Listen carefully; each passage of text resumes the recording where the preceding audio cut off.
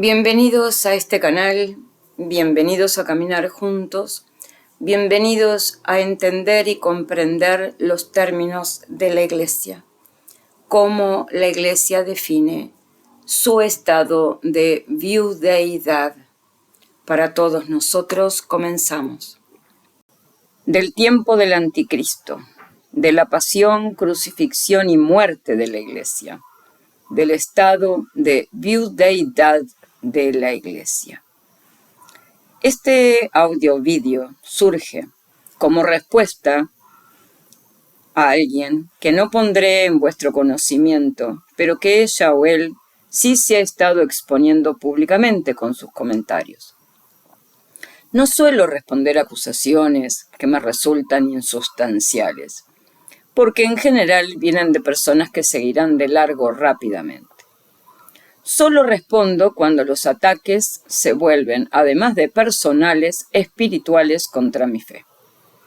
Ahí sí doy respuesta.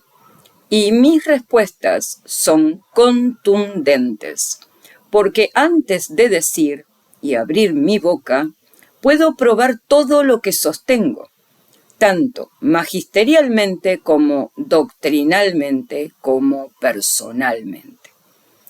Lo que deja sistemáticamente al que ataca en el lugar del que tendrá que pedir perdón y hacer un profundo análisis de su proceder, y más aún, de querer aprender el verdadero magisterio de la Iglesia, de lo que se suelen ufanar los que en su soberbia carecen totalmente, aunque crean todo lo contrario, y en la realidad solo lo tengan aprendido de oídas y con alfileres, o alguien más se los esté soplando al oído.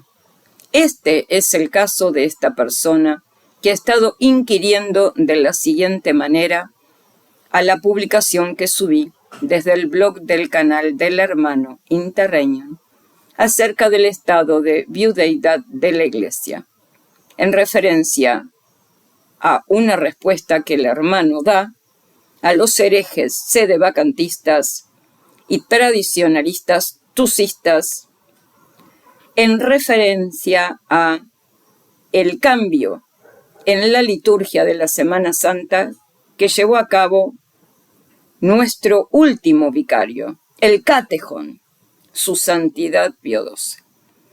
La persona, razonando equivocadamente, comienza diciendo: si el Papa manda simplificar las rúbricas de la liturgia de la Semana Santa, hay que obedecer. Las pruebas que aporta Interregnum de lo que dice con el Código de Derecho Canónico son contundentes. Sin embargo, en los escritos de esta persona se añaden términos por lo menos equívocos como viudeidad y pone signos exclamativos. ¿Cómo la Santa Iglesia Católica, esposa de Cristo, podría ser viuda si Cristo vive? Entre signos de interrogación y finalmente de exclamación. Varios de ellos, 5 de ellos, 4 de ellos. Esto raya en lo que critican, es decir, herejía con mayúscula.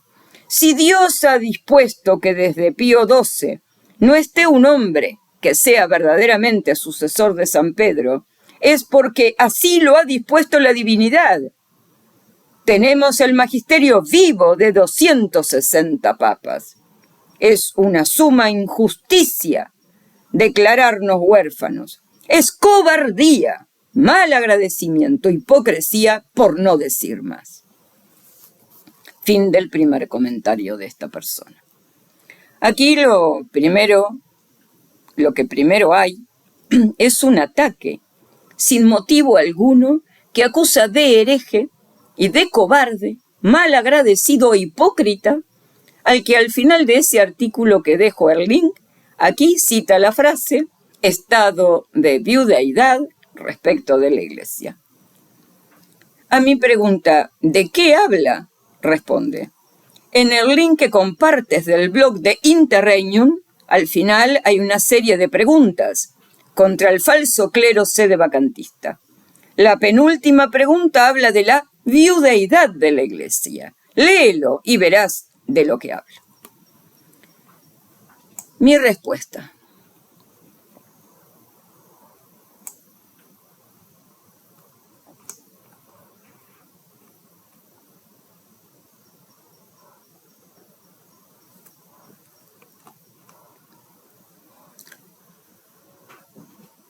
Mi respuesta. Querida hermana mía, voy a contestar estas palabras tuyas sin hacer alusión, obviamente, a tu persona en particular en un video, porque creo es necesaria una explicación para todos los que nos leen. Digo nos porque yo participo en todo lo dicho por el hermano Interregnum en estos conceptos y claridades que nos aporta desde su blog y desde su canal. A pesar de haber tenido con él muchos desencuentros antes, no en esto jamás los he tenido. Y ambos hemos llegado, por nuestra vía personal, llevados por la gracia, pongo en letras mayúsculas, inmerecida de Dios, a comprender y poder poner en palabras el tiempo real en el que estamos. Y no decir que lo que vive la Iglesia es una crisis, más como tantas otras veces, aunque esta fuera en sí más grave que las anteriores. Abrazo en Cristo hoy día en que nuestro Señor, luego de su pasión, fue crucificado en la cruz y allí murió. Por eso, en ese estado de muerte de nuestro Señor, como Iglesia estamos viudos de Él, respecto a su muerte como hombre en la tierra. Saludos y bendiciones. Su última respuesta, seguida finalmente por varias mías que no subiré para no sembrar más de entropía, con la mala disposición con que Satanás ha querido lesionar el día de hoy y ella prestarse a su burdo juego, responde: Bettina Galo, todas las gracias, entre paréntesis pone divinas, son inmerecidas. Entiendo que la Santa Iglesia Católica tenga que vivir lo mismo que su divino esposo. Y si bien estamos en la pasión y muerte, se concluye que esperamos la resurrección cuando Él vuelva. Las profecías de Daniel, el Evangelio y el Magisterio indican este tiempo como la abominación de la desolación en el lugar santo. No tenemos por qué inventarnos términos. Por otro lado, te recomiendo que dejes los ataques personales. No lo digo por mí, sino que es una constante. Créeme que aún no he conocido a nadie que entienda de esa manera. Dios tenga misericordia de todos. Finaliza aquí sus dichos hasta la hora en que estoy escribiendo este detalle, 21:47, hora de Uruguay. Bien. Daré paso a demostrar no solo que está profundamente errada respecto a los improperios y acusaciones, tanto hacia el hermano del canal Interregnum y hacia mi persona.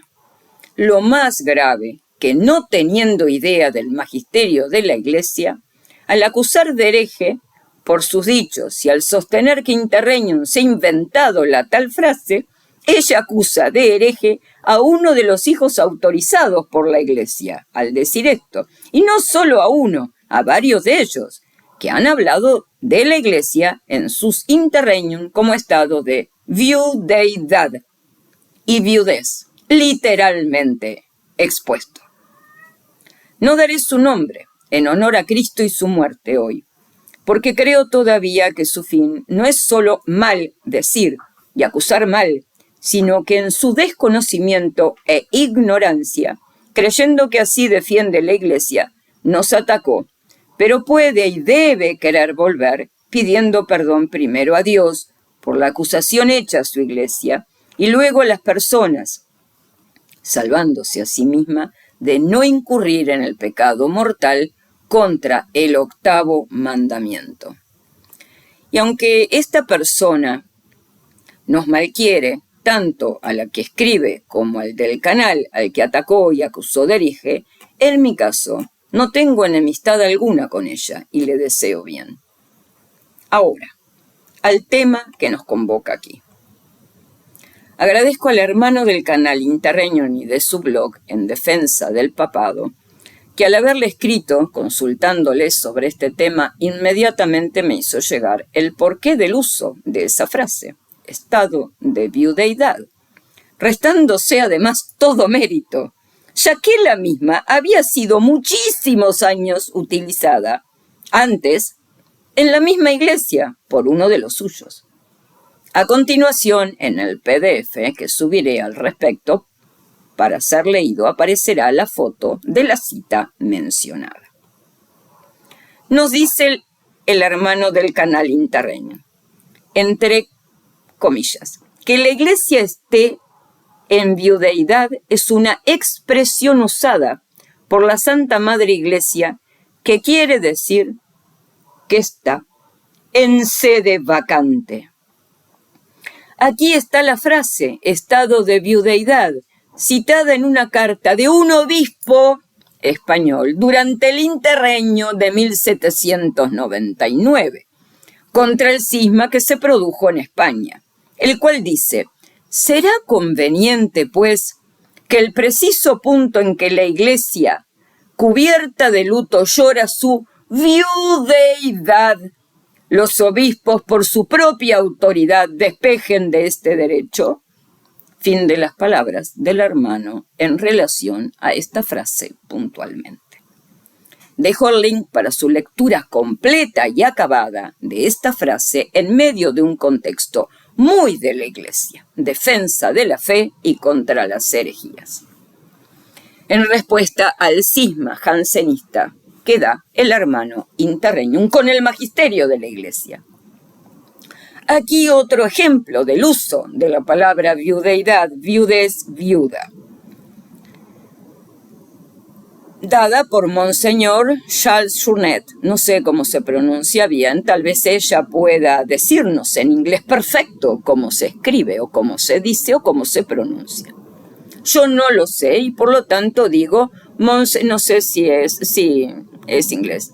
Charles Journet debe ser. Bueno, no sé. Journet se escribe. La frase que en inglés quiere decir, aquí otro ejemplo de Monseñor Charles Journet, la Iglesia del Verbo Encarnado en su volumen 1, expresa: cuando muere el Papa, la Iglesia queda viuda. No sé si le resonará a la señora que nos imprecó con tales palabras de herejía, que estos dos son herejes en tiempos de iglesia verdadera, de papas vivos. La Iglesia del Verbo Encarnado, volumen 1, es la obra de este monseñor, obispo él, que dice: cuando muere el Papa, la Iglesia queda viuda. Dejamos insertada la segunda foto de lo dicho anteriormente, que luego encontrarán en el link citado a continuación de la foto. Sería importante que la lea, que todos la lean y que todos corroboren lo dicho. Y luego viene la cita de Monseñor Luis Gastón de Ségur, que dice: Jesucristo y la Iglesia forman un todo indivisible. El destino de uno es el destino del otro. Y así como donde está la cabeza debe estar también el cuerpo, así los misterios que se cumplieron en Jesucristo durante su vida terrenal y mortal deben cumplirse en su Iglesia durante su vida militante aquí abajo. Jesucristo tuvo su pasión y su crucifixión. La Iglesia también debe tener tanto su pasión como su crucifixión final. Jesucristo resucitó y triunfó milagrosamente sobre la muerte. También la Iglesia resucitará y triunfará sobre Satanás y el mundo, mediante el mayor y más prodigioso de todos los milagros, el de la resurrección, instantánea de todos los elegidos. En el mismo momento en que nuestro Señor Jesucristo, abriendo los cielos, descenderá lleno de gloria con su Santísima Madre y todos sus ángeles. Finalmente, cabeza de la Iglesia, ascendió corporalmente al cielo el día de la ascensión. A su vez, la Iglesia resucitada y triunfante ascenderá al cielo con Jesús para disfrutar con él en el seno de Dios de la bienaventuranza eterna. Gran compendio de lo que sucederá. Fin del comentario con que me nutriera el querido hermano del canal Interreño, del que dejo a continuación el link de acceso a su blog y a su canal en YouTube. Queda, como en los casos anteriores citados, foto, imagen de lo que sostiene de los originales publicados y el link respectivo para su consulta. Ahora, un consejo saludable, que también tuve que aprender en su momento. Es conveniente que tomemos aire y respiremos antes de hacer una crítica a un hermano o a cualquier persona, por aquello de que al acusar a una persona de cualquiera de los delitos contra la fe, herejía, cisma o apostasía, es un hecho sumamente grave. Grave para el que fue acusado si no es cierto, porque se convierte en un pecado mortal contra el 8º mandamiento del que lo acusó, y grave para el que lo recibió, porque sin arte ni parte es acusado de traicionar a Cristo. Además, la Iglesia enseña otra cosa. Cuando vemos en otro, pero especialmente en un hermano que está cayendo en un pecado grave o mortal, como sería el caso de la herejía, primero debemos hablar con la persona, comunicarle nuestro pensamiento acerca de lo que consideramos un error en su proceder o en su pensamiento o en la difusión de algo que hace público. Segundo, si no nos oye ni atiende cuando se le demuestra fehacientemente con el magisterio de la Iglesia de la gravedad de lo que creemos acometido, llevamos 2 testigos con nosotros y volvemos a insistir. Si ni aún así se reconviene, entonces, número 3, lo hacemos público ante la Iglesia. Este es el paso final, jamás el primero. Pero cuando ya hemos caído y acusado a alguien de tan graves delitos públicamente, sin haber hecho los 2 pasos previos que ordena la Iglesia, entonces debemos correr públicamente y hacer acto de contrición. Pedir perdón y rogar no sea perdonada nuestra indiscreción, producto de la falta de conocimiento y de búsqueda de ese conocimiento antes de acusar. Debemos entender, ninguno de nosotros sabe nada de la Iglesia Católica. Y hablar como si se supiera, sin un mínimo dejo de voy a consultar primero, nos hace caer en el pecado favorito de Satanás, el diablo. Vanidad de vanidades, mi pecado favorito, dice el diablo. La vanidad es hija de la soberbia. Nadie en el entorno en que se mueve el mundo desde hace décadas fue instruido en la fe católica verdadera, por verdaderos pastores. El que se crea que sabe, como para a las ligeras discernir y acusar, está en un grave pecado, pero debería reflexionar y desterrar de sí.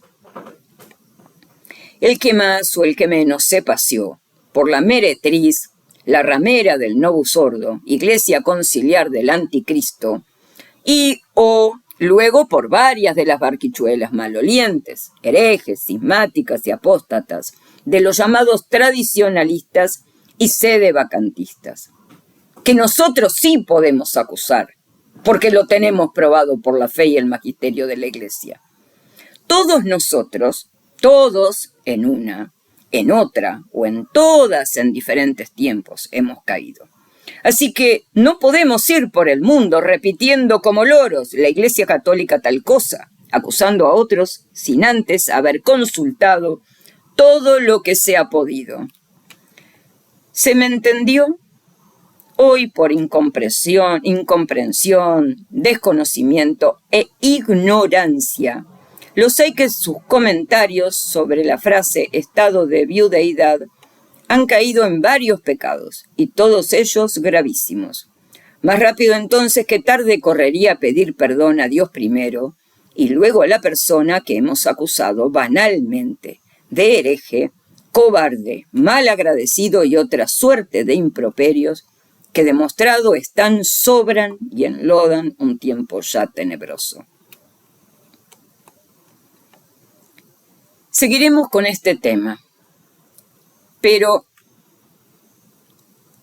por hoy hasta aquí en este tema puntual. Dios y la Santísima Virgen nos guíen fuera de todo pecado y delito mortales, veniales y de cualquier tenor que puedan volver a separarnos del cuerpo místico de Cristo. Viudos hasta su vuelta. Ven pronto, Señor Jesús, dice la esposa, y el Espíritu responde. Viernes Santo del año 2026, en el día 3 de abril de nuestro Señor Jesucristo.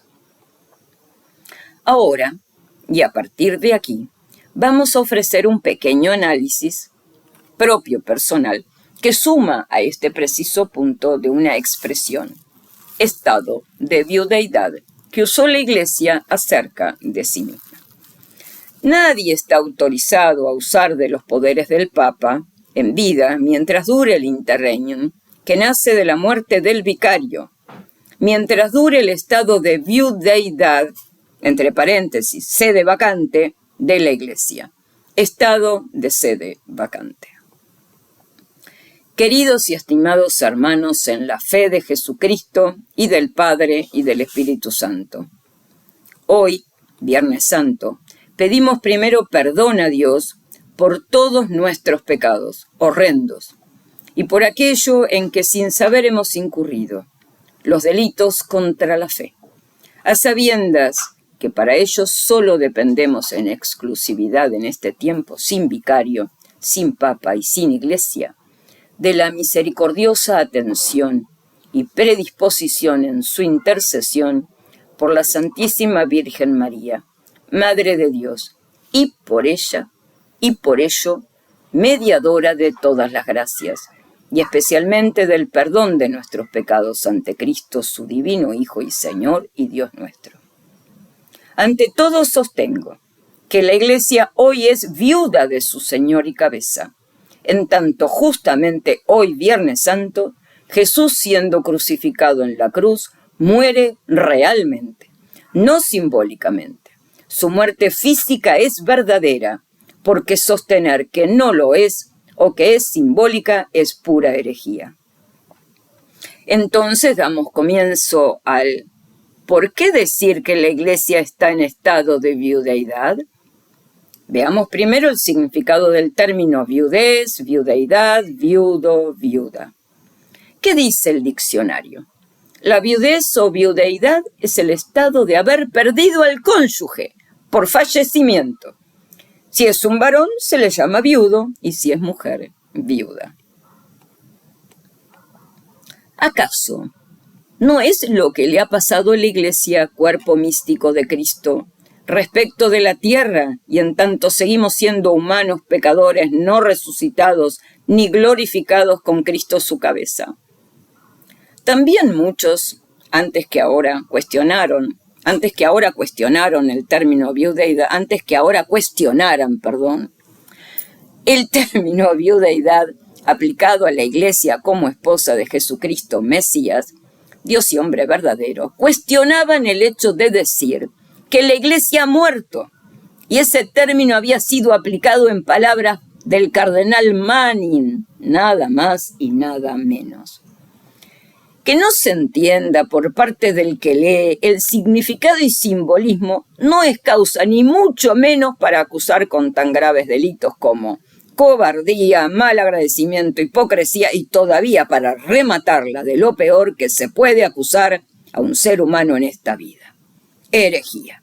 Y todo esto dicho así y sin poder probar nada de ello es caer en pecado mortal contra el 8º mandamiento.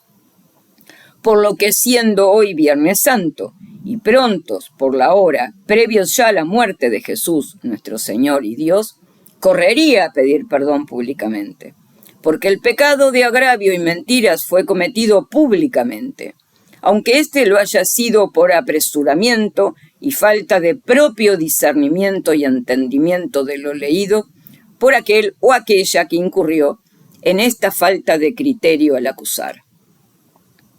Por otro lado, Jesús no fue crucificado, no murió en la cruz, y no es la Iglesia esposa de Jesús.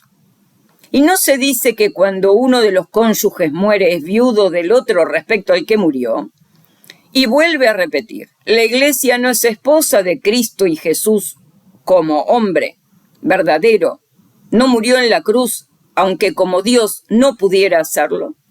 ¿No se dice también de nosotros que pretendemos ser cuerpo místico de Cristo, la Iglesia en su sentido más amplio, que estamos sepultados con Cristo? El bautismo, cuyo signo original y pleno es la inmersión, significa eficazmente la bajada del cristiano al sepulcro, muriendo al pecado con Cristo para una nueva vida. Fuimos, pues, con él sepultados por el bautismo en la muerte, a fin de que, al igual que Cristo fue resucitado de entre los muertos, por medio de la gloria del Padre, así también nosotros vivamos una vida nueva. Romanos 6:4 y la cita de Colosenses 2:12 y de Efesios 5:26. ¿Qué se dice de la esposa del que murió? Que la esposa de aquel que murió, ¿no se dice que es viuda? Se dice de la Iglesia que ha sido perseguida, crucificada y muerta como su esposo, ¿verdad? Entonces, si ella lo ha sido, ¿no se dirá también que es viuda, mientras mataron a su esposo y murió en la cruz, y él, aunque resucitado, no ha vuelto a buscarla para sus esponsales finales todavía? En ese sentido, se dice de la esposa que es viuda. En su estado de viudeidad ocurrida, la pérdida por fallecimiento de su esposo. Muchos sin entender habrían sostenido del cardenal Manning que era todo un hereje cuando escribió de la Iglesia y del Papa las siguientes frases y conceptos bajo el título muy llamativo La pasión y la muerte de la Iglesia. En su obra mayor, La crisis actual de la Iglesia probada por la profecía, lo siguiente.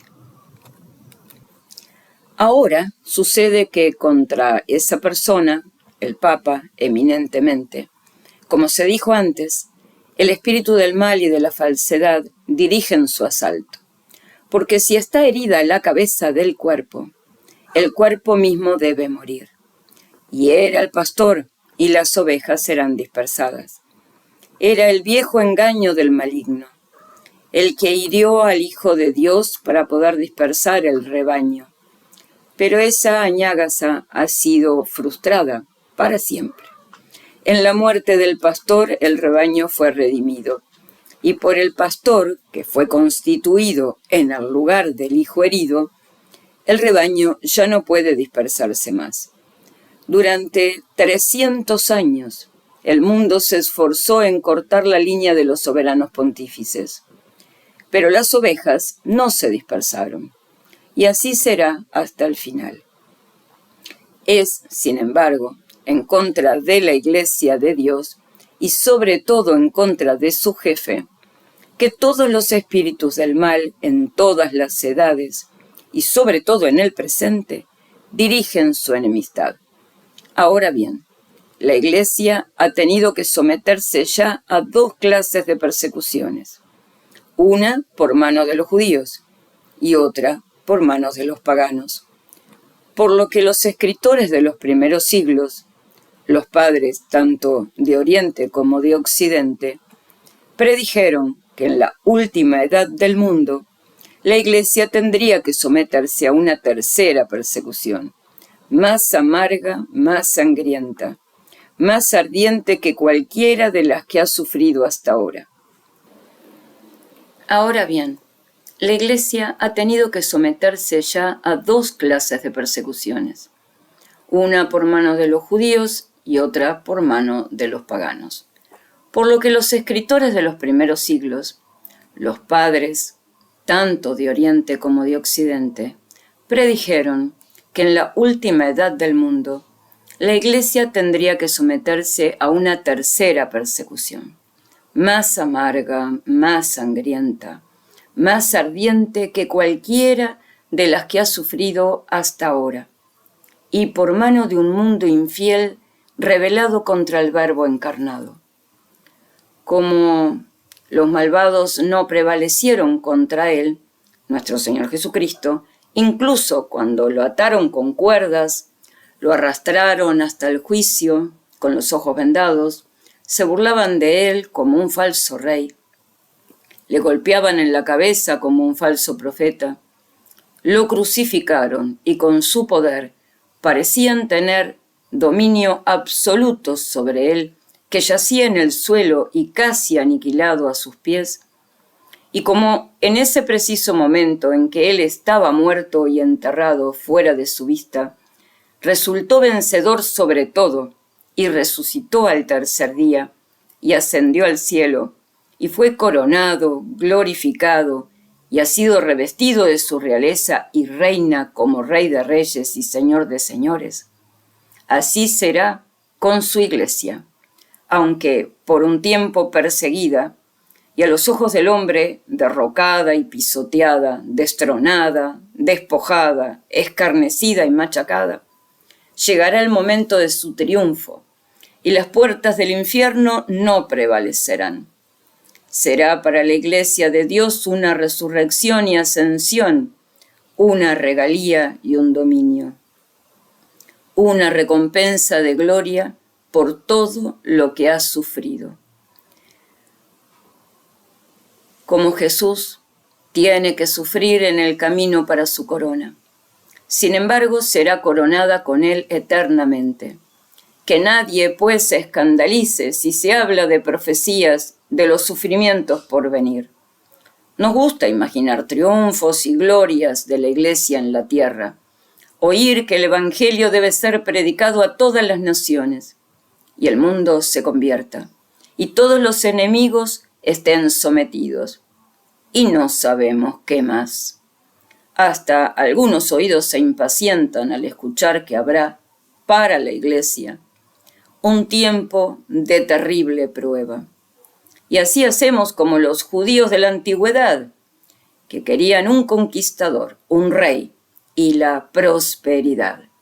Y cuando su Mesías llegó, en la humildad y en la pasión, no lo reconocieron.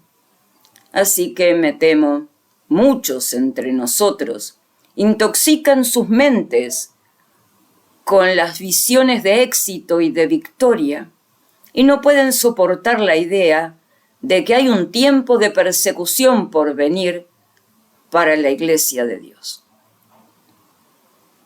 Luego continúa toda la exposición, pero hasta aquí, fin del comentario sobre el cardenal Manning y la Iglesia.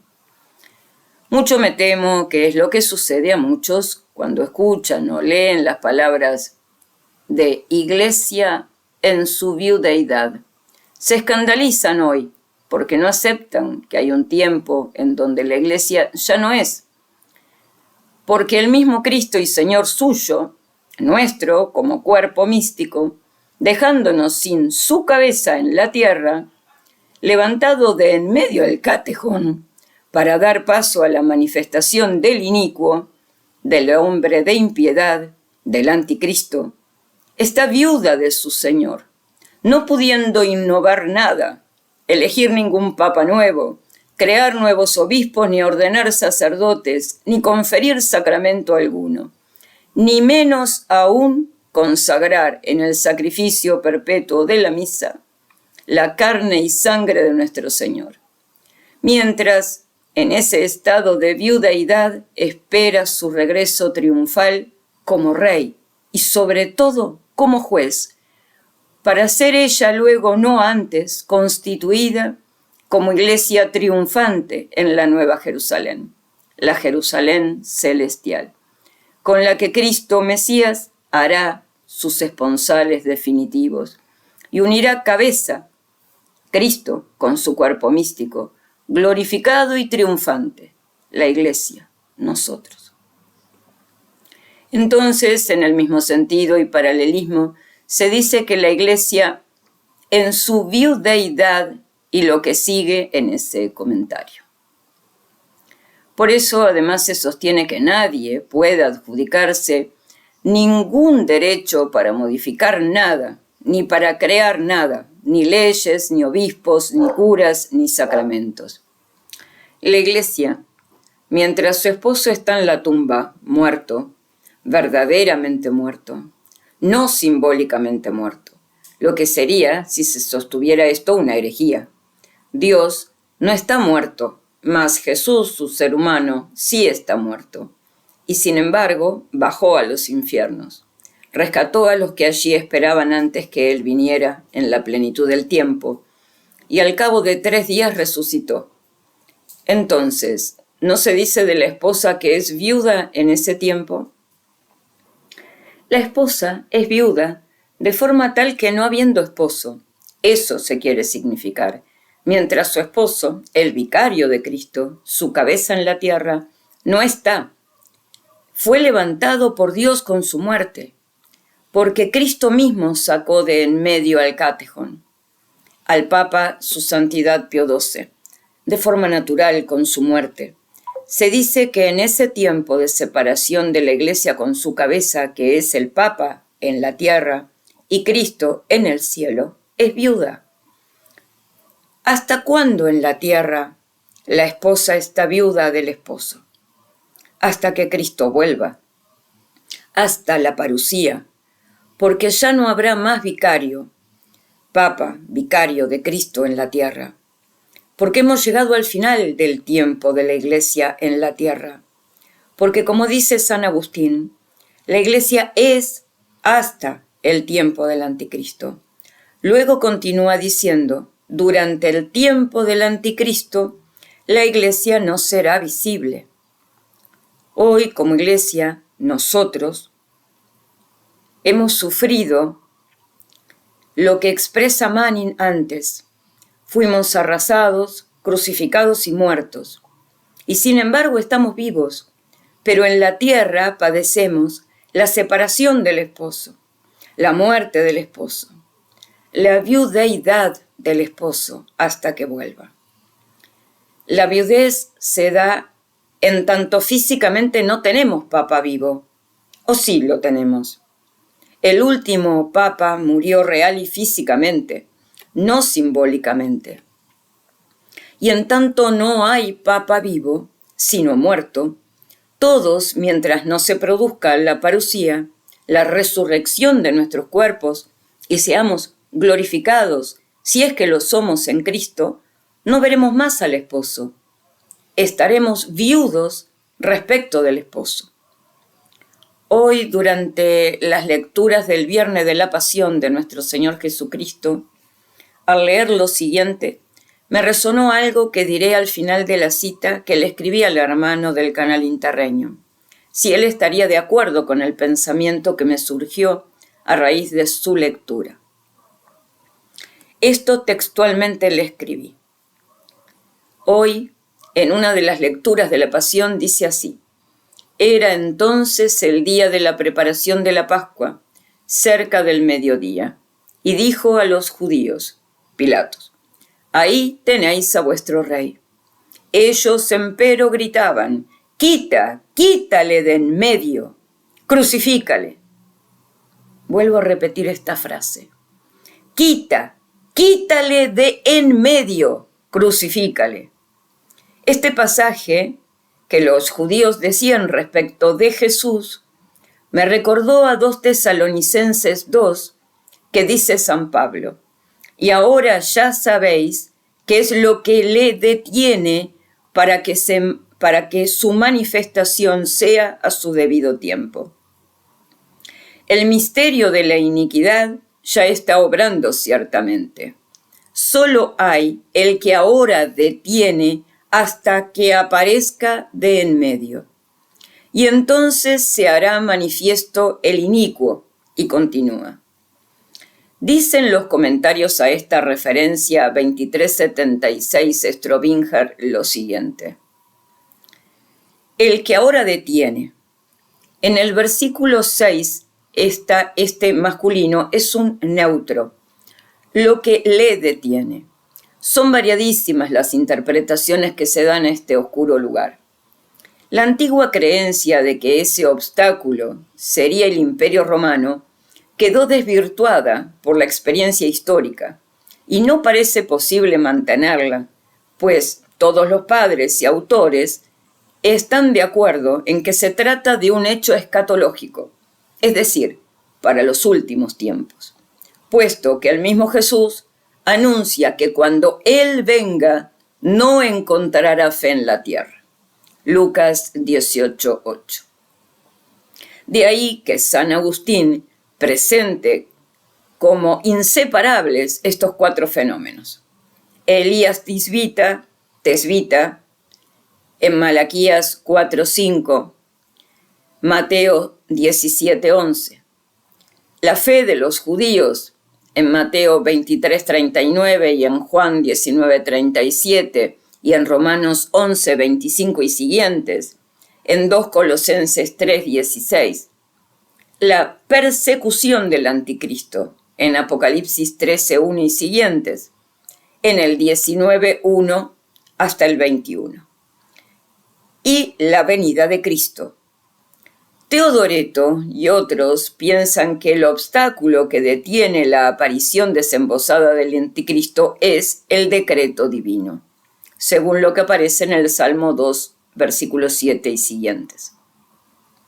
No significa ello que el decreto haya de aparecer de en medio, sino que el mismo comporta esperar. 2 Pedro 3:9. Hasta que el Padre resuelva poner todos los enemigos a los pies de su Hijo.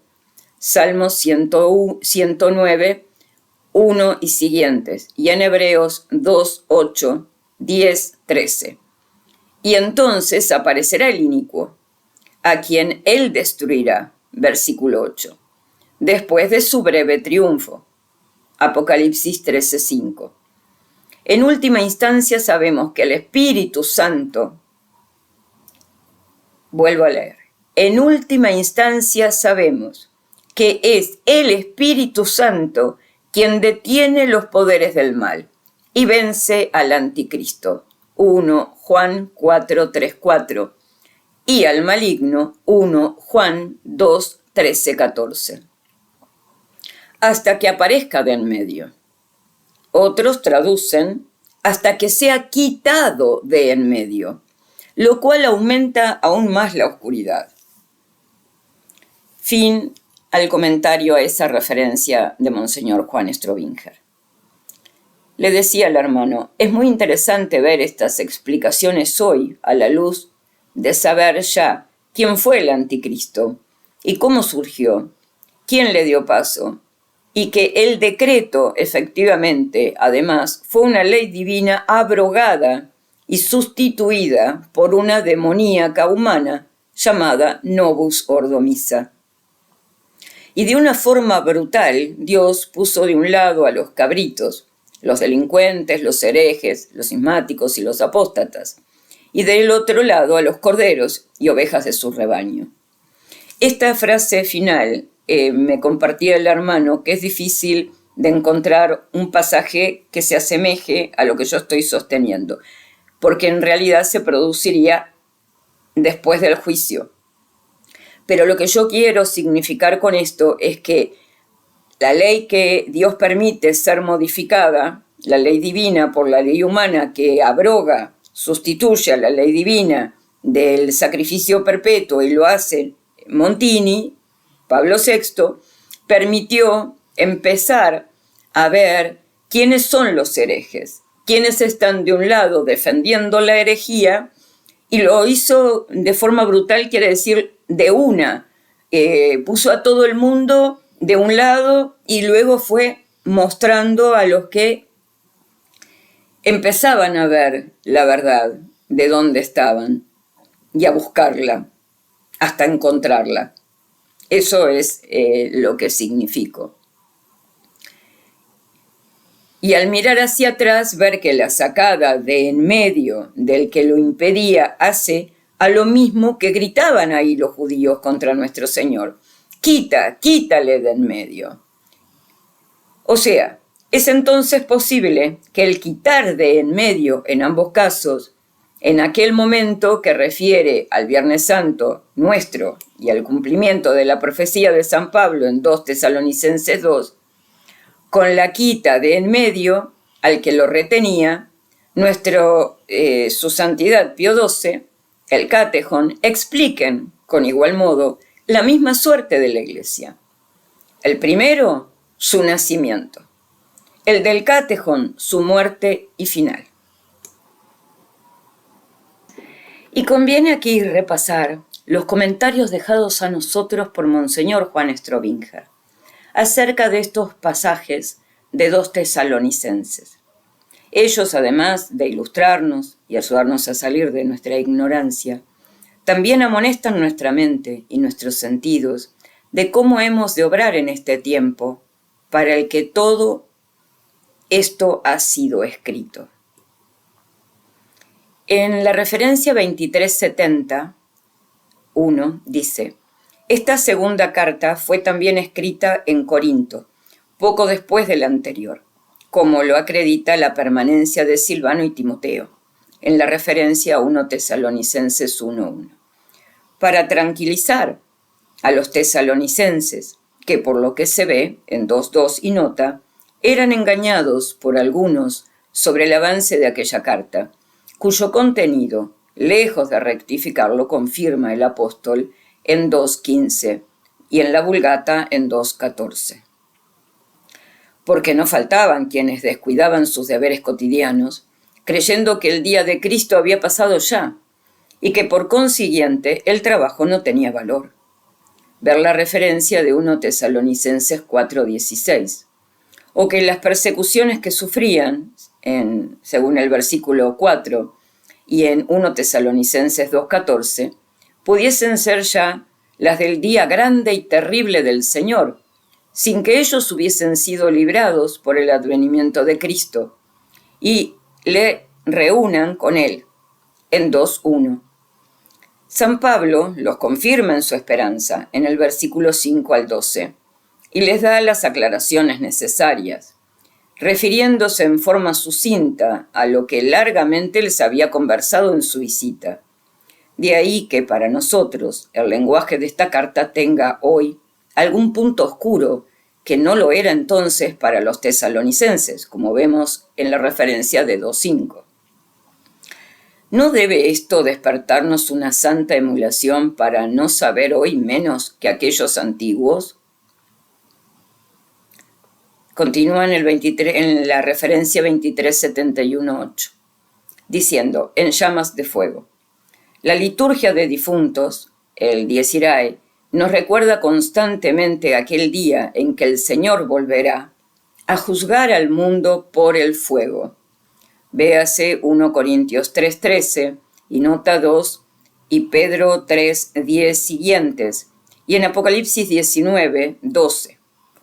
Luego, en la referencia 2372:2, dice: ni por pretendida carta. No bien había San Pablo fundado la iglesia en Tesalónica y partido de allí, dice un autor moderno, aparecieron falsos maestros, inquietando los ánimos de sus convertidos.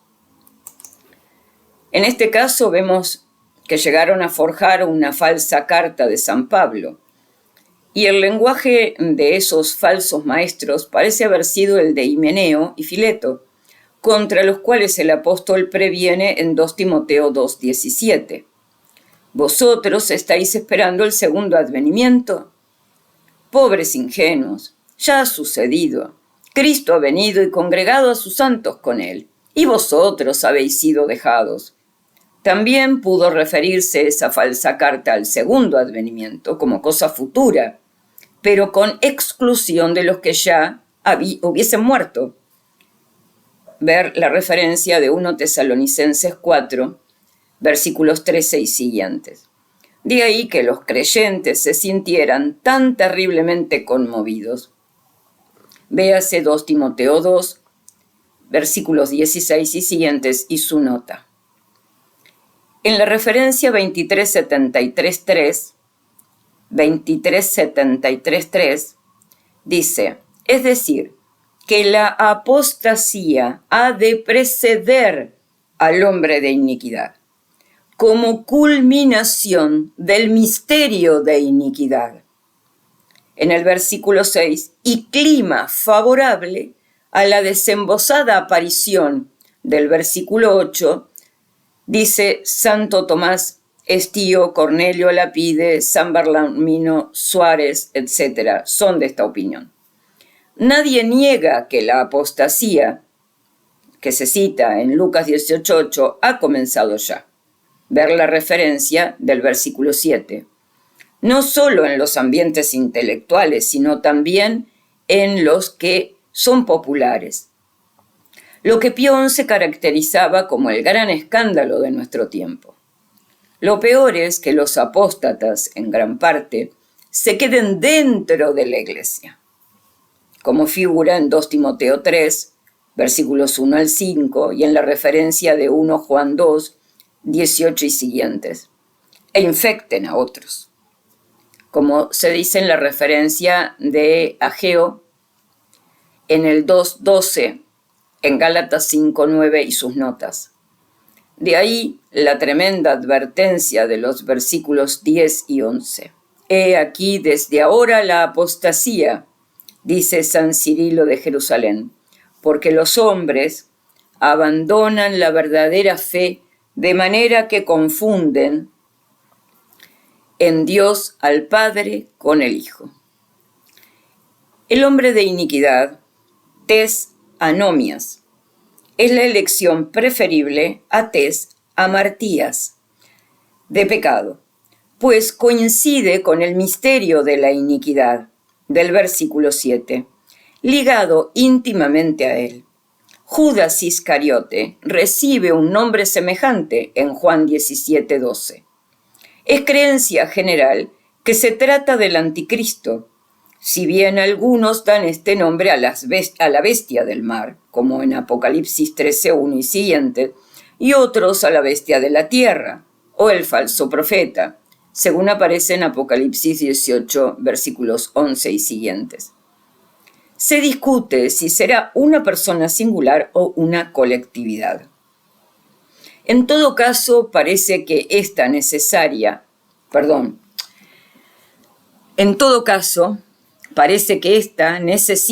siempre de un caudillo o cabeza que le inspire y guiase. Pirot, después de recordar muchos testimonios, y especialmente el de San Agustín, que trae como definición del anticristo una multitud de hombres que forman un cuerpo bajo la dirección de un jefe. Ver la referencia en Daniel 9:26. Y concluye que el adversario es una serie ininterrumpida de agentes del mal que se oponen y se opondrán a la doctrina y a la obra de Cristo desde la fundación de la Iglesia hasta el último día. Véase esto en 1 Juan 2, versículos 18 al 19, y el Juan 22, 4, 3 y 2 de Juan 7, y luego en la 2 de Pedro 3, y en Judas 18, y en Mateo 24, 24. En el templo de Dios, según el versículo 4, según San Crisóstomo, Teofiláctico, Ecumenio y Teodoreto, la Iglesia es a lo que hace referencia cuando habla en el templo de Dios. San Hilario escribe a este respecto: hacéis mal en amar tanto los muros, en fincar así en los edificios vuestro respeto por la Iglesia y cubriros de este pretexto para invocar una pretendida paz, ¿Puede dudarse que el anticristo se sentará en los mismos lugares? Esto decía San Hilario sobre la iglesia, de ese versículo 4 que dice en el templo de Dios. San Hipólito dice, cree que en los últimos tiempos el anticristo tendrá su imagen en todas las iglesias. Otros piensan en un nuevo templo de Jerusalén. Varios autores llaman la atención sobre el hecho de que no se caracteriza el anticristo por sus crímenes o inmoralidades, sino como el gran usurpador de la gloria, que querrá ser adorado él solo como el príncipe de Daniel 11:36. En verdad, si se considera los muchos pasajes que el Apocalipsis reproduce de los antiguos profetas, se tiene la impresión creciente de que en los fenómenos escatológicos Israel juega un papel mayor de lo que solemos pensar. En la referencia 2374.5 se debe leer las notas que tienen relación con el versículo 1.1, que ya lo dio. En el 2375.7 sobre el misterio de la iniquidad, dice, el misterio de la iniquidad que culminará en el anticristo y su triunfo sobre todos los que creerán a la mentira, según el versículo 11, por no haber aceptado el misterio de la sabiduría. Ver la referencia de 1 Colosenses 2:7. Ya está operando desde el principio, en forma subrepticia de cizaña, mezclada con el trigo, y de peces malos entre la red, como figura en Mateo 13:47 y siguiente, a causa del dominio adquirido por Satanás sobre Adán, y mantenido sobre todos sus descendientes, que no aprovechan plenamente la redención de Cristo. Es no solo el gran misterio de la existencia del pecado y del mal en el mundo. No obstante, la omnipotente bondad de Dios, sino principalmente y en singular, ese misterio de la apostasía que figura en el versículo 3, que llevará al triunfo del anticristo sobre los santos, como figura en Apocalipsis 13:7. A la falta de fe en la tierra, como figura en Mateo 24:24 y en Lucas 18:8. Y en una palabra, a la aparente victoria del diablo y aparente derrota del Redentor hasta que Él venga a triunfar gloriosamente en los misterios más adelante señalados para el fin. Vuelvo a repetir. En la referencia 2375.7 acerca del misterio de la iniquidad dice, el misterio de la iniquidad que culminará en el anticristo y su triunfo sobre todos los que creerán a la mentira, según el versículo 11, por no haber aceptado el misterio de la sabiduría, como figura en 1 Colosenses 2:7, ya está operando desde el principio, en forma subrepticia, de cizaña mezclada con el trigo y de peces malos entre la red, como figura en Mateo 13:47 y siguiente, a causa del dominio adquirido por Satanás sobre Adán y mantenido sobre todos sus descendientes, que no aprovechan plenamente la redención de Cristo. Es no solo el gran misterio de la existencia del pecado y del mal en el mundo, no obstante la omnipotente bondad de Dios, sino principalmente y en singular ese misterio de la apostasía del versículo 3 que llevará al triunfo del anticristo sobre los santos, a la falta de fe en la tierra como figura en Mateo 24:24 y en Lucas 18:8, y en una palabra, a la aparente victoria del diablo y aparente derrota del Redentor hasta que Él venga a triunfar gloriosamente en los misterios más adelante señalados para el fin. Abro aquí un paréntesis. Está diciendo que el misterio de Satanás, el que tomará el lugar en la iglesia, ejercerá su poder hasta la venida de Cristo en gloria. Quiere decir que no hay nada ni nadie en medio que evite que esto sea así. Sacado el catejón, como dijimos, la iglesia es hasta el tiempo del anticristo, como señaló San Agustín, y dice acá, y lo que hay en ella, en el lugar, en los muros, a los que hace San Hipólito y San Hilario referencia antes, a los que están apegados a los muros, donde dice, nadie podrá dudar de que el anticristo se sentará en esos mismos lugares. Esa situación se dará hasta la venida en gloria de nuestro Señor, hasta cuando Él vuelva.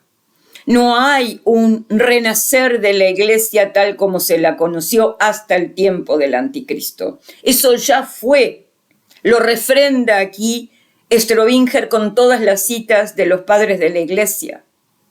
Y además nos advierte de que no hay y no va a haber nada en medio desde que se levanta el catejón hasta el final. Esto anuncia y desacredita a todos estos que pululan como sectas, tratando de venderte los sacramentos, de que no hay papa, no hay catejón, pero hay obispos, hay curas y hay sacramento del sacrificio perpetuo. Que Cristo vendría a negarse a sí mismo, consagrándose a sí mismo en el pan y el vino sin su vicario, que es el único autorizado para ello, para dar poder de ello. Cierro el paréntesis personal. Dice entonces, y en una palabra, a la aparente victoria del diablo, que es lo que estamos viviendo hoy. Es una aparente victoria, pero es victoria del diablo por ahora, ¿no? Nosotros los católicos ya sabemos cómo termina, pero es así.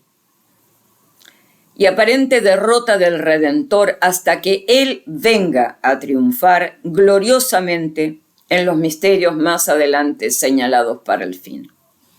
Las armas del anticristo son falsas ideologías y doctrinas que Satanás, el príncipe de este mundo, va introduciendo desde ahora bajo etiquetas de cultura, progreso y aún de virtudes humanas que matan la fe. Y gracias a los medios que la técnica moderna le da para monopolizar la opinión pública. Un autor americano reciente del misterio de iniquidad en el conformismo, o sea, en la acomodación de los cristianos al mundo, en la infiltración del mundo en las filas de los discípulos de Cristo. Esto dice Hanley Furphy en El misterio de la iniquidad. Y hace referencia a Strobinger a la cita de Gálatas 1:4 y sus notas. En el 2376:7 dice, el que ahora detiene. En el versículo 6, este masculino es neutro. Lo que le detiene. Son variadísimas las interpretaciones que se dan a este oscuro lugar. La antigua creencia de que ese obstáculo sería el Imperio Romano quedó desvirtuada por la experiencia histórica y no parece posible mantenerla, pues todos los padres y autores están de acuerdo en que se trata de un hecho escatológico, es decir, que los últimos tiempos, puesto que el mismo Jesús anuncia que cuando Él venga no encontrará fe en la tierra, según dice en Lucas 18:8. De ahí que San Agustín presente como inseparables estos 4 fenómenos que habíamos advertido antes, el de Elías Tesbita, según Malaquías 4:5, Mateo 17:11, la fe de los judíos, como aparece en Mateo 23:39 en Juan 19:37, en Romanos 11:25 y siguientes, en 2 Colosenses 3:16. La persecución del anticristo, como aparece en Apocalipsis 13:1 y siguientes, y en Apocalipsis 19:1 al 21.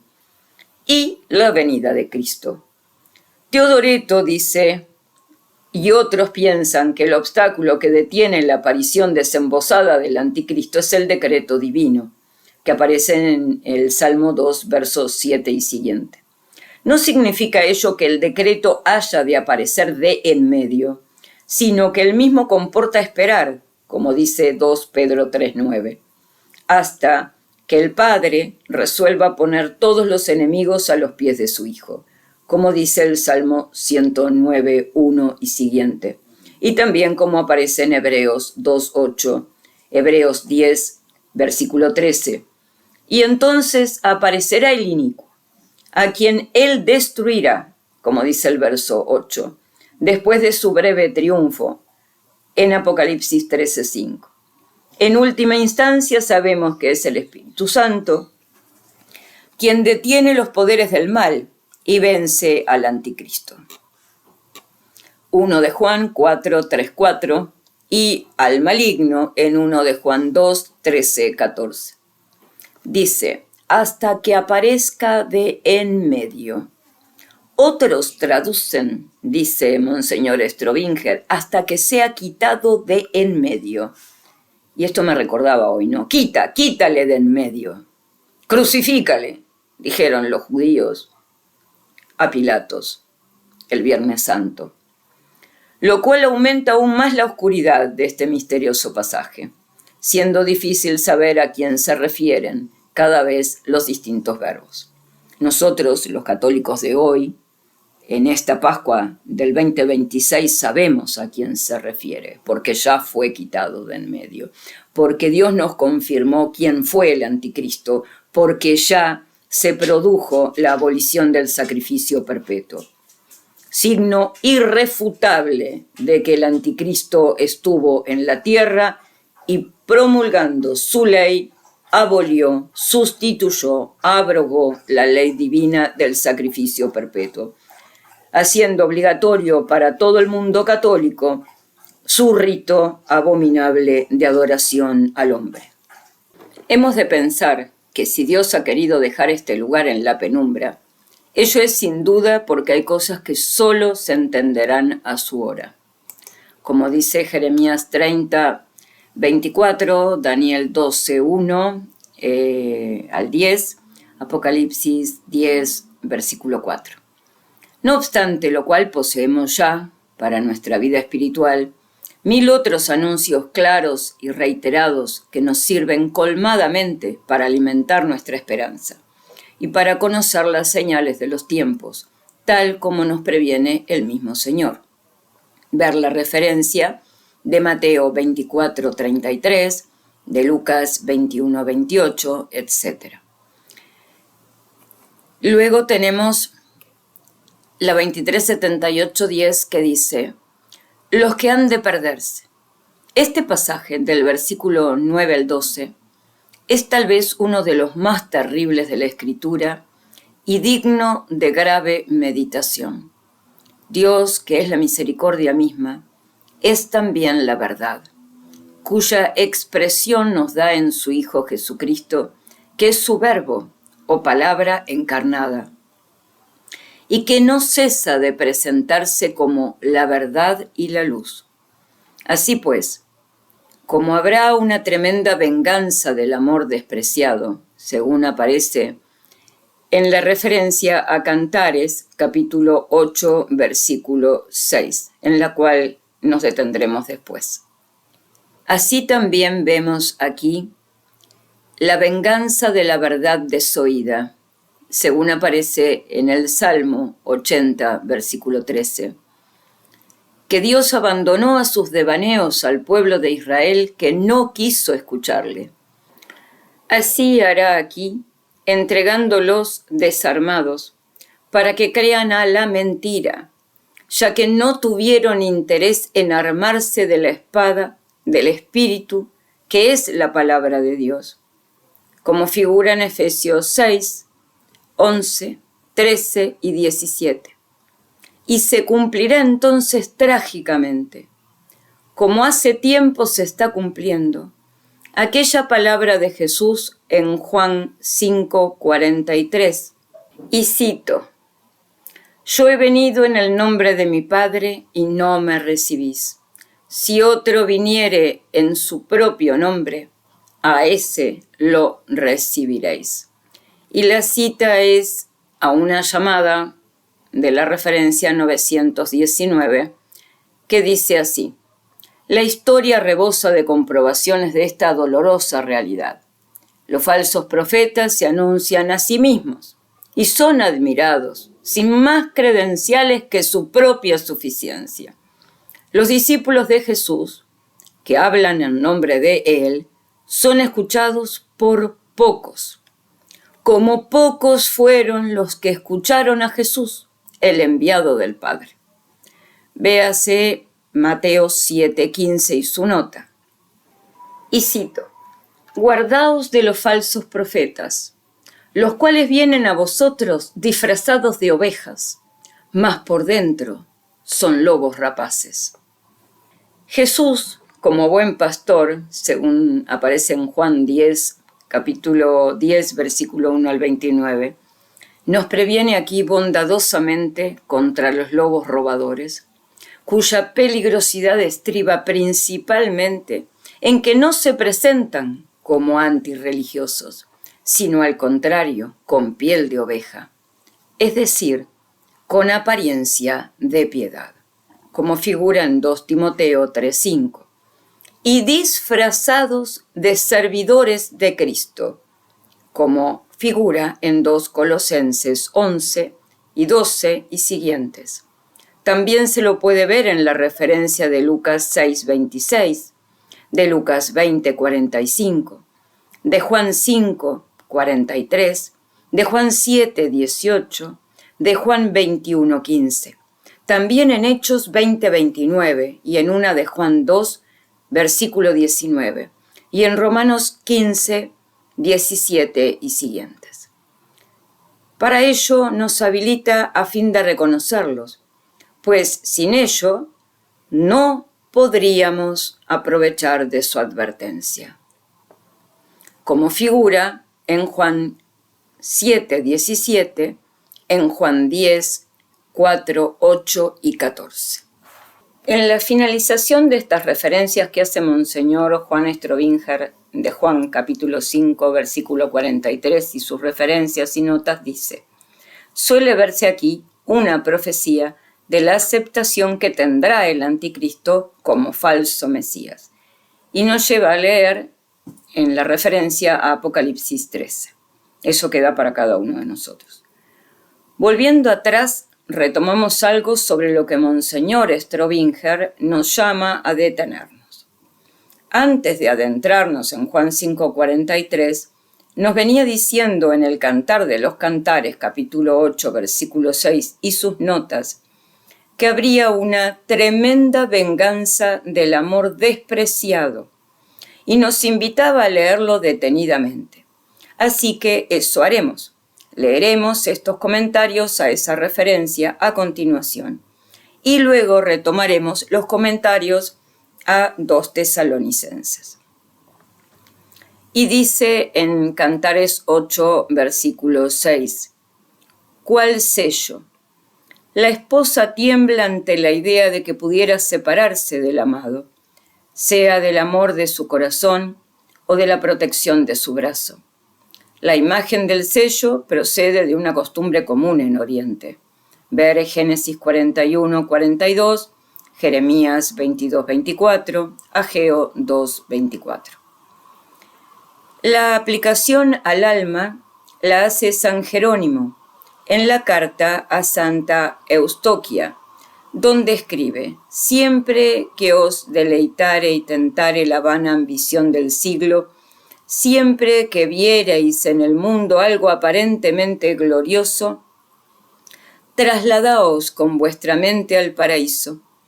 Empezad a ser lo que en el porvenir seréis, y oiréis a vuestro esposo decir: ponme cual sello sobre tu corazón, cual marca sobre tu brazo.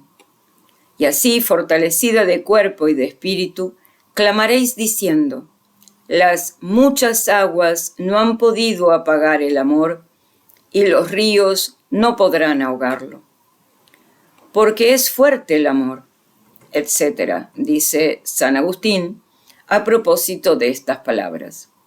Es imposible expresar con mayor magnificencia la fuerza del amor, porque ¿quién es el que resiste a la muerte? Podemos resistir el fuego, al furor de las olas, a la espada, a los poderes, a los reyes, pero viene la muerte, ¿y quién puede presentarle resistencia? Ella es más fuerte que todas las cosas. De laude caritatis. Sin embargo, dice aquí el Espíritu Santo, el amor es fuerte como muerte. Hay en este pasaje una estupenda revelación que nos hace penetrar en el abismo del amor de Dios, en el abismo de sus dones, que llegan hasta la cruz en que muere su Hijo unigénito, y también en el abismo de las venganzas del amor despreciado y celoso. Santiago 4 y siguientes, 1 Juan 2 y 15, Sabiduría 5, 18, Hebreos 10, 27, 31. Deuteronomio 32, 21. De ahí que el Dante, cuya autoridad teológica encomia altamente Benedicto XV, en una encíclica especial, coloque como inscripción en la puerta del infierno: me hizo el primer amor. Es que el gran misterio del cristianismo es el misterio del corazón de Dios. Pío XII. Por eso hace notar el Salterio de Babuti, un concepto puramente intelectual de Dios, que no se moldease según los datos que Él nos hace conocer sobre sí mismo a la luz de la revelación.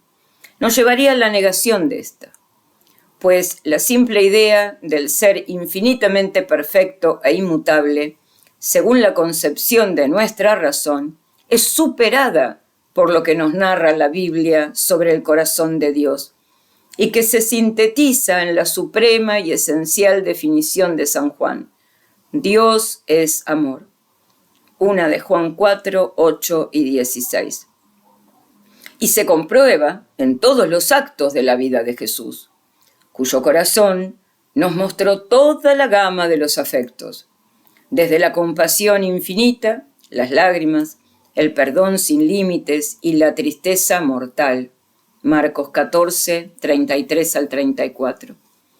Hasta la indignación más airada contra los fariseos, de pretendida virtud y ciencia, a los cuales se esconde lo que se revela a los niños.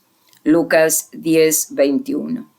Siendo Cristo el retrato perfectísimo del Padre, Hebreos 1, 3 y Juan 14, 9, y persona siempre exclusivamente divina como el Padre, es indudable que si el mismo Padre se hubiese encarnado, habría manifestado idénticos afectos que su Hijo, y habría adoptado esas mismas actitudes que tantas veces nos parecen paradójicas en el Evangelio. Véase el Salmo 112, versículos 7 y siguientes y sus notas. Vemos, pues, que como señala el referido autor, hay un abismo entre la fórmula abstracta de un ser perfecto y la realidad de un ser soberanamente libre y dominado por el amor. Pío XII. Tal cual nos lo revela Cristo en la parábola del Hijo Pródigo, Lucas 15, 20 y siguiente, o en Juan 3, 16, o en el pago al obrero de la última hora, Mateo 20, versículos 8 y siguientes, etc. Véase el Salmo 91, versículo 6 y sus notas. Hasta aquí. Fin del comentario al pasaje de Cantares 8, versículo 6. Ahora continuamos con las referencias citadas por Monseñor Strobinger en sus comentarios a 2 Tesalonicenses, en la cita 2379 del versículo 12. El que es incrédulo a la verdad se complacerá en la maldad por lo mismo que vimos. A la inversa, en Efesios 5, versículo 9 y su nota. En la referencia 2380 del versículo 13, dice, sobre la santificación del Espíritu, véase 1 Tesalonicenses 4, 6 y su nota. El crédito a la verdad. Obsérvese que el crédito, también en el lenguaje bancario, se da en proporción a la estima que inspira cada persona. Por eso no hay mayor ofensa que dudar de la palabra. ¿Dónde hallaremos, dice un autor moderno, quien quiera apostar en favor de la fidelidad de Dios? Jesús nos había revelado ya que todo el que obra mal odia la luz. En Juan 3:20. Aquí vemos que a la recíproca, todo el que odia la luz obra mal. Bastaría esta doble norma para guiar hacia la sabiduría una vida eterna. Una vida entera. Porque el hombre sincero, que tiene a su disposición el Evangelio, no tiene por qué preguntar dónde está la sabiduría y por tanto la santidad. Mis palabras, dice Jesús, son espíritu y son vida. Juan 6, 64. Y la referencia al Salmo 118, 105 y su nota. Hasta aquí las lecturas de los comentarios. Y llegamos al final de esas lecturas de Monseñor Juan Strobinger acerca de 2 Tesalonicenses 2. Para finalizar lo dicho y sostenido al principio por la misma Iglesia, hablando de sí misma sobre el estado de viudeidad por el que atraviesa en los interregnum, la Iglesia, vamos a leer a continuación las aclaraciones doctrinales y magisteriales que el hermano del canal Interregnum ha subido al respecto de este tema, que resultó controvertido para alguna persona. La viudeidad de la Iglesia. Dice el hermano Interregnum. Alguna persona precipitadamente cree que el uso de esta expresión es herético. ¿Cómo la Santa Iglesia Católica, esposa de Cristo, podría ser viuda si Cristo vive?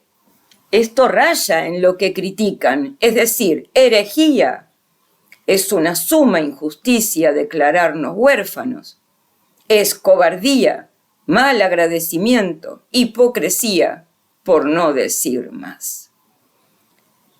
Cierra el comentario de la persona. Aprovechamos este Sábado Santo, donde la Iglesia se parece a una viuda desconsolada que vela junto al sepulcro de su esposo, para explicar esta expresión, la viudeidad de la Iglesia. Lejos de ser una afirmación herética que ignore la vida eterna de nuestro Señor Jesucristo, se trata de una figura retórica tradicional utilizada en la eclesiología para designar el periodo de sede vacante. Esta expresión subraya que, aunque Cristo es el esposo místico e invisible, la Iglesia, tras la muerte del Papa, pierde a su esposo visible, hasta que es elegido su sucesor. A continuación se presentan algunos ejemplos fundamentales que legitiman este uso. Contexto histórico.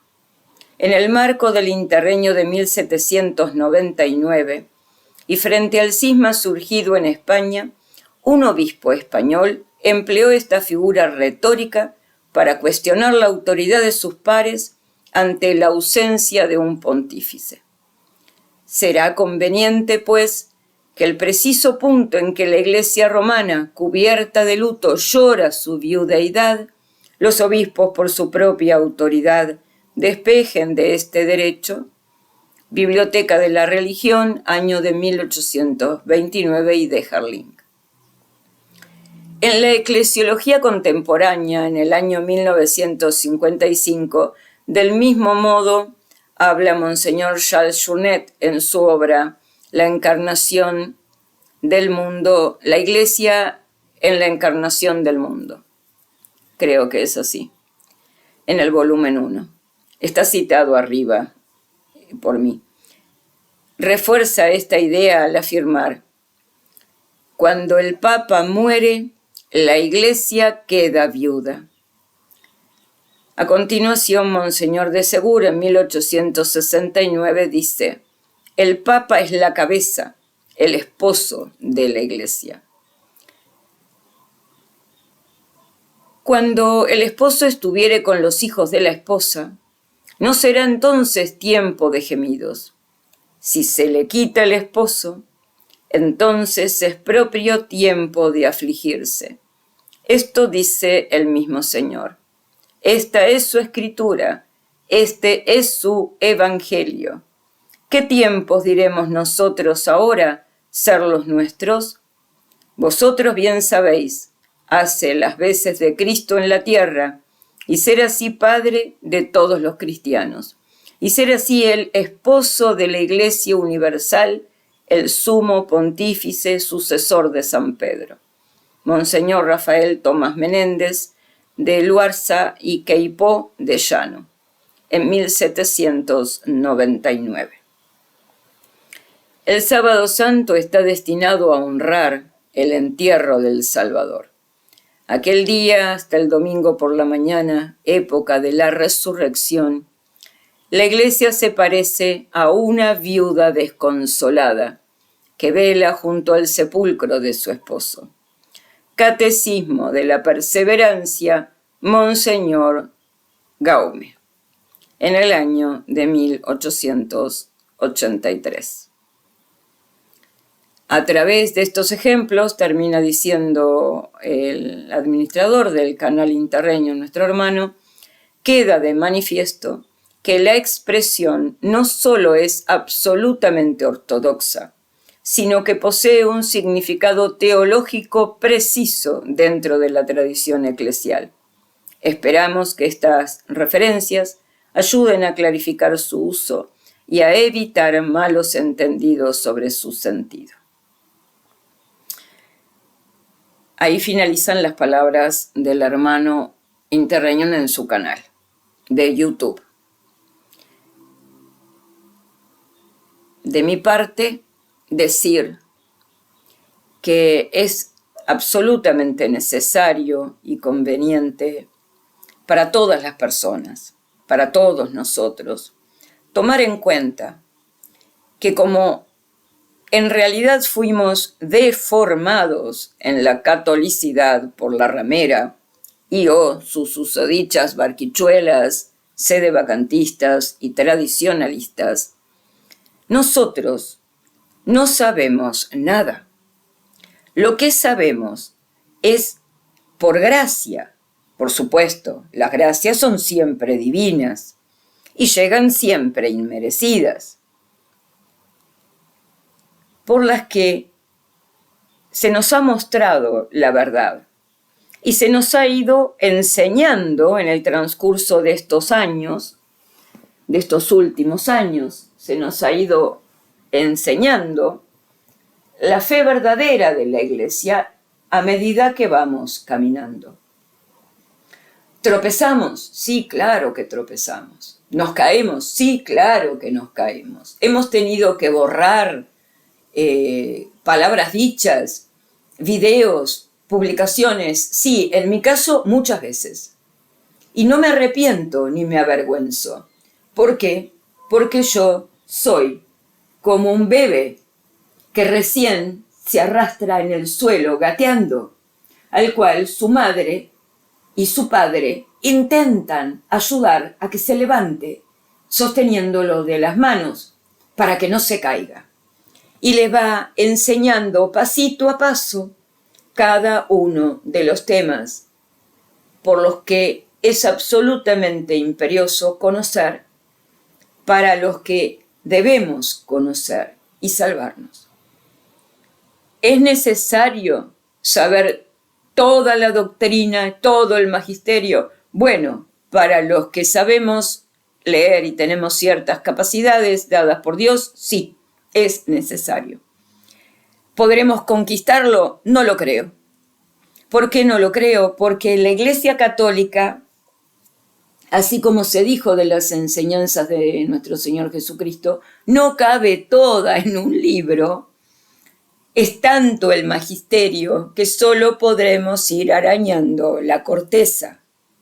Pero esa corteza será el esfuerzo que demostremos a nuestro Señor y a nuestra Madre para que seamos aceptados por Dios en su cuerpo místico y salvarnos.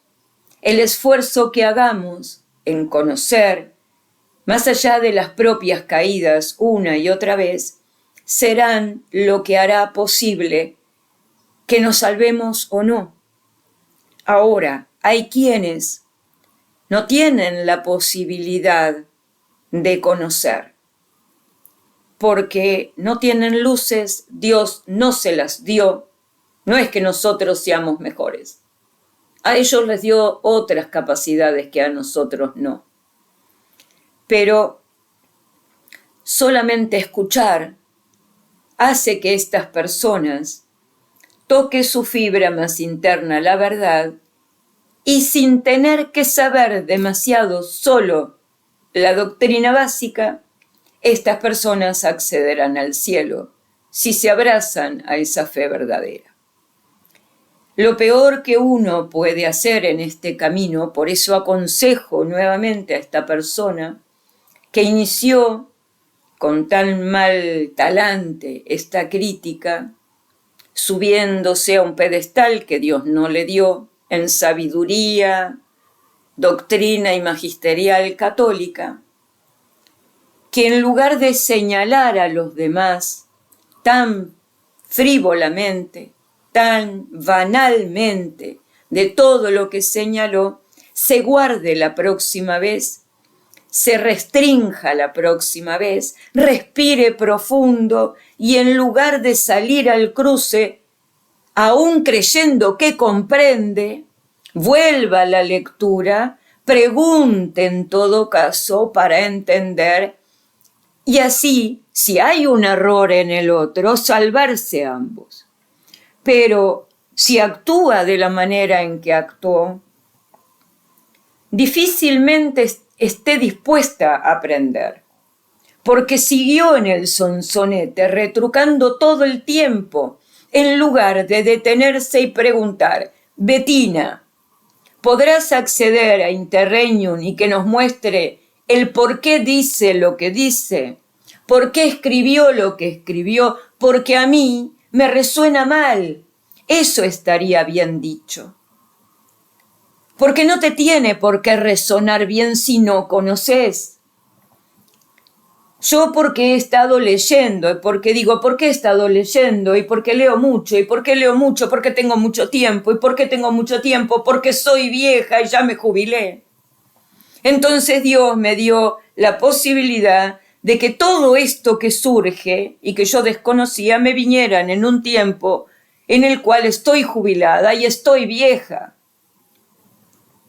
Y entonces puedo absorber horas y horas de conocimiento y horas de caídas y levantadas, horas y horas de ser acusada, enseñada, retrucada, y horas en las cuales también he sostenido mi postura porque estoy segura de lo que estoy diciendo, porque se sostiene con lo que la Iglesia enseña, porque hay algo que es real.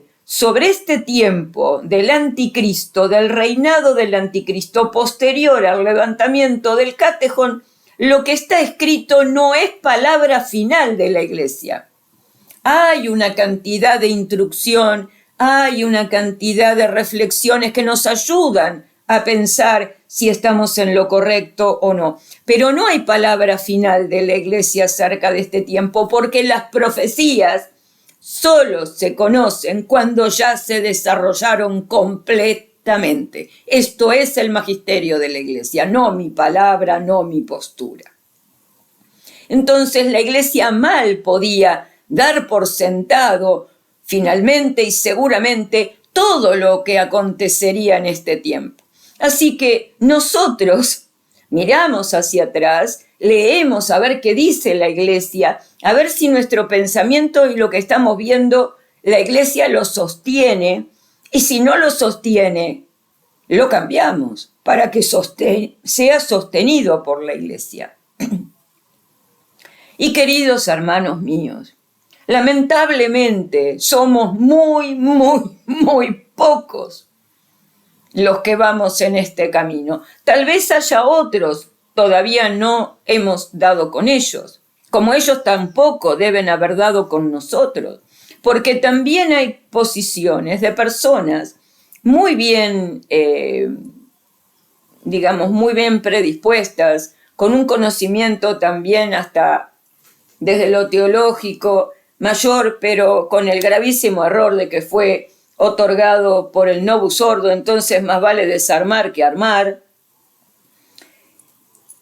Y hay posturas en las que se sostienen dramáticamente y no quieren salir de algunas de esas. Y eso se hace difícil para poder aprender.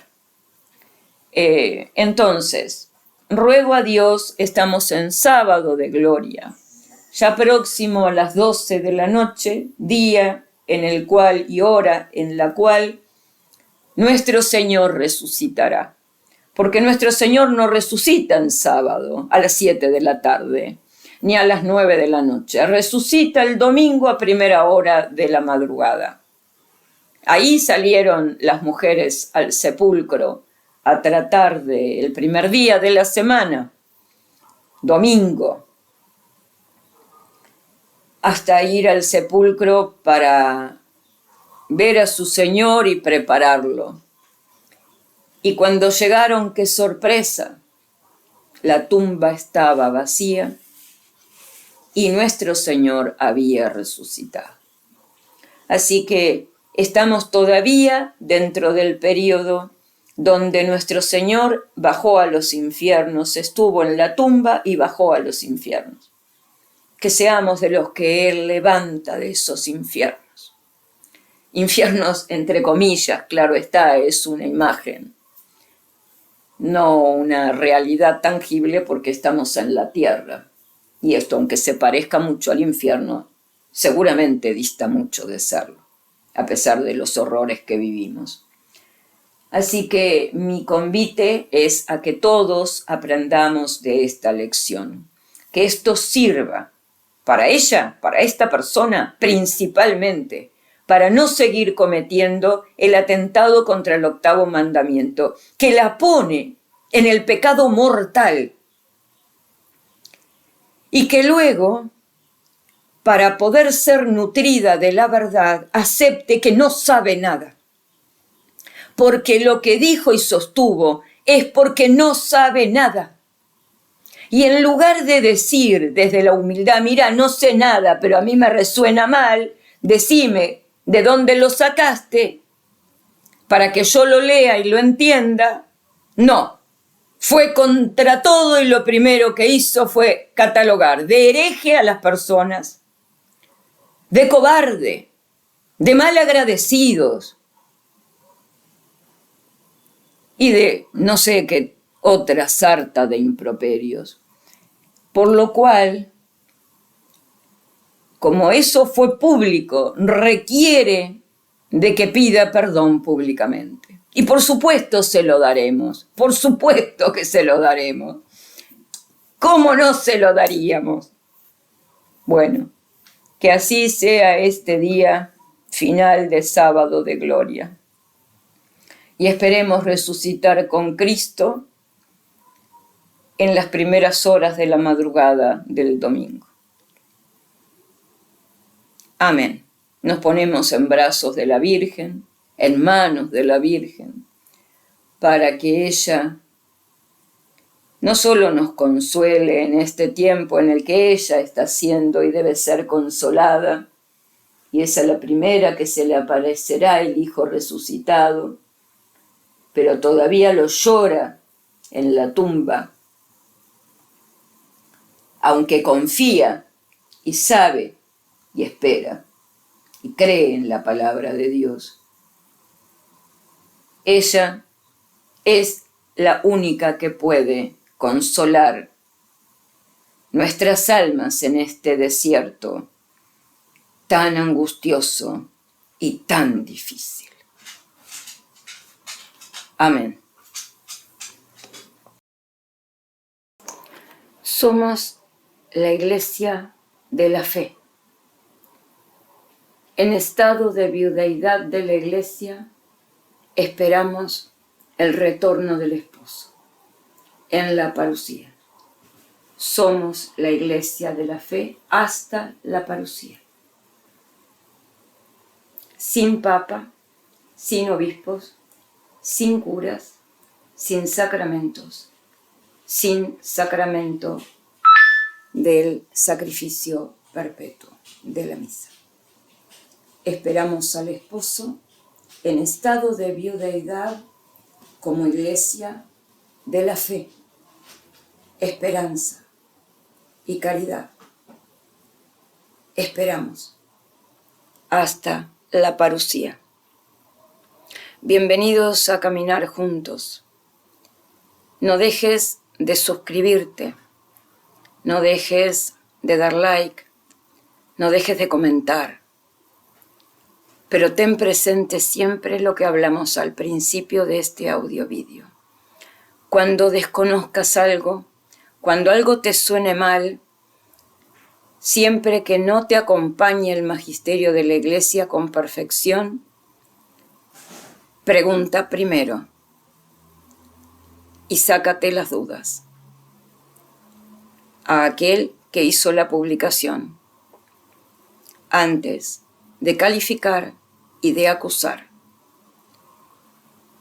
Las personas que reciben las calificaciones y acusaciones, sobre todo acerca de los delitos de la fe, si no lo son, son agraviadas inútilmente en su buen nombre. Y en aquellos que lo hicieron, cometen contra el 8º mandamiento una acción que debe ser reparada. No dejes de preguntar, siempre pregunta. Y sí, denuncia cuando tienes la certeza de que aquel es hereje, porque la Iglesia lo sostiene. Bendito sábado de gloria. Esperamos resucitar con Cristo, con María Santísima, en María Santísima y por María Santísima, al Sagrado Corazón de nuestro Señor Jesucristo. Amén.